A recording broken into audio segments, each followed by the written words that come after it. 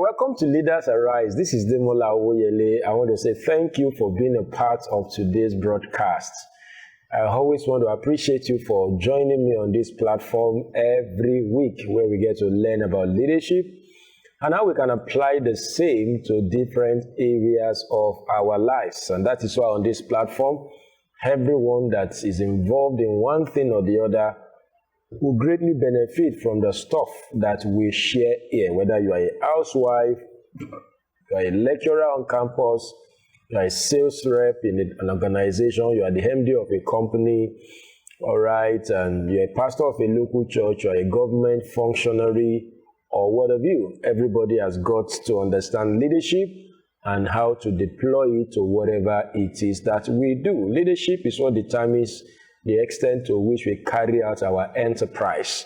The difference between two enterprises is the leadership that they put in it.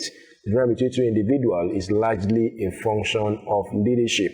And that's why I encourage you that no matter who you are, no matter what you do, no matter where you are streaming from today, ensure that you get a grip on what we will talk about today. Okay, so today I just want to still emphasize what I began some couple of episodes ago, talking about making leadership easy or leadership made easy. And then so that series has led us to this point of talking about delegation. And then so today I'll be dissecting the nitty-gritty of delegation. But before then, let me give you a quick reminder about what I said at the last episode, that there are three kinds of leaders. We have good leaders, we have ordinary leaders, we have good leaders, we have great leaders. I said ordinary leaders, all right, they do things for people. That's the idea of leadership that some people have, that you have got to do things for people and all of that. And they don't graduate or move up from that level or dimension of leadership. Then we also have good leaders. These are people that do things with people. They're able to engender collaboration, all right, between them and those that they are working with or those that are in their leadership. And of course, we have the third, which is the very, very, very powerful step in leadership. That is doing things through people. And that is what makes great leaders. And that is what led us to delegation. Delegation is simply leading through people. All right, leading through people. And I emphasized at the last episode that anyone that must delegate or that must succeed at delegating must be a team player. I did not say must be a team leader.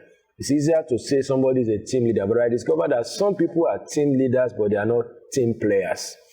And obviously, those people are not good team leaders. So anyone that can succeed in leading or in being a team player, and the word is team player, being able to play in a team, being able to play their roles in a team, being able to gel together with people on the same board or team, being able to have a chemistry. And that's why I want to say that in choosing leaders, especially team leaders, we must choose team leaders who are team players. Some team leaders are sectional, they are divisive in their approach to leadership. I've come across people like that before, that they are leading a group, but they have their own people in that group. They have their own sect. They are very divisive. They have their caucus, even though they are the main leader, but they have a caucus that they work with. That does not work like that. So anybody that cannot be a team player, what does it mean to be a team player? To be able to operate in a team, to be able to gel with a team, to have enough chemistry, all right, to rally people together and to also be a part of a team. And if you notice anybody in your leadership that is not a team player, all right, I believe that great leaders must start understanding this issue of identifying team players. Since we said great leadership is about doing things through people, then you must know who you are to do things through. And how to know such people are people who are team players. And I feel like speaking to parents here, because a lot of people have their leadership tendencies already panning out right from their teenage or right from their childhood, all right? Proverbs 22 verse 6 will tell us, train up a child in the way that he should go. All right, so he said a child, all right, a person right from childhood is known what he would do or what he would become. So what I'm trying to say is this: if you have a child that does not like to relate with people, this is not temperament now. Because I've seen people who are not necessarily sanguinish, but they relate with people. When you go visit a family, even though that the child cannot talk or does not talk, I mean to say, he will still come around and say, oh, so it's not about being sanguine. It's about being able to relate with people. And I've seen sanguinish people too that ignore people. So you get to a family or you get to your family, that your daughter, even though she is the talking type, but just deliberately does not want to relate with people. Everybody is eating their food on the dining table. He or she picks his or her own food and takes it to her room, all right? Or takes it to one corner and starts eating. That's a tendency that you have got to look into as a parent, all right? Because if people grow like that, they will end up not becoming good team players. Listen to me, I am not insinuating that people do not have their different temperament. This is not first a temperament matter, it's an attitude matter. Because sometimes we have used this temperament thing to distort this leadership thing we are talking about. All right, leadership is not about temperament. All right, every temperament can lead, whether it's sanguine, whether it's choleric, phlegmatic, or melancholy. So when you see a child, I just use a very good example, and it happens in a lot of family. You see everybody takes their food to this dining table to eat, and this person decided to take her home food or his own food from the dining and go sit in one corner, not because he's the quiet, not talking type. He just does not want to gel with the family member. All right, every child in the world is playing. They are playing, but he loves to play alone. Not because of his temperament, but that is his attitude. And the few times that he will go to play with the other kids, a fight must erupt. I'm sure you are trying to look at kids like that probably have come across. Anytime he attempts to go to the team to play, there must be a fight. The team has been quiet. The young kids have been playing. They have been enjoying themselves. But when this isolated person, all right, gets to that place, before you know there's fight, that person is not a team player. So as a parent, if you discover such tendency, you must start correcting it. You must start letting that person know that it is good to relate with other people. This is a child that will always come to you crying. Say, this person beat me, or this person collected my toy, and all that. I know sometimes as parents, that's why parenting is a very serious work. Sometimes you look at such happening and you're like, you even go and fight or correct the other kids. Well, you might correct the other kids, but why not look at the tendency in that your child? Why is it the only one in that group? Now, any small thing, he comes to come and meet you and all that. He comes to cry, and he's not the youngest. He's not the youngest. So those are traits that shows that this child perhaps is not a team player. And then, so since everybody can learn leadership, you can start helping that child on how to. So when the child comes back to the room and tells you, I'm not going to play with them again, they are not letting me have my way, you will need to allow that child to go back to that place. Because the way to relate with people is to relate with people. The way to know how to gel with people is to gel with people. Proverbs will say that a man that must have friends must show himself friendly.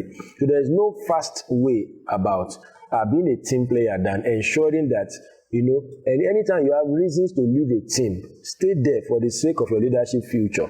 All right, maybe it's a choir unit in your church, maybe it's a project group in your organization or your company, maybe it's whatever it is, whether in your family, in your place of work, in your campus, in your local church, all right, whatever reason you will have to get out of a team, let that same reason force you back to the team. Because if you keep leaving team because you cannot cope, some people, they can't just cope in any team you put them.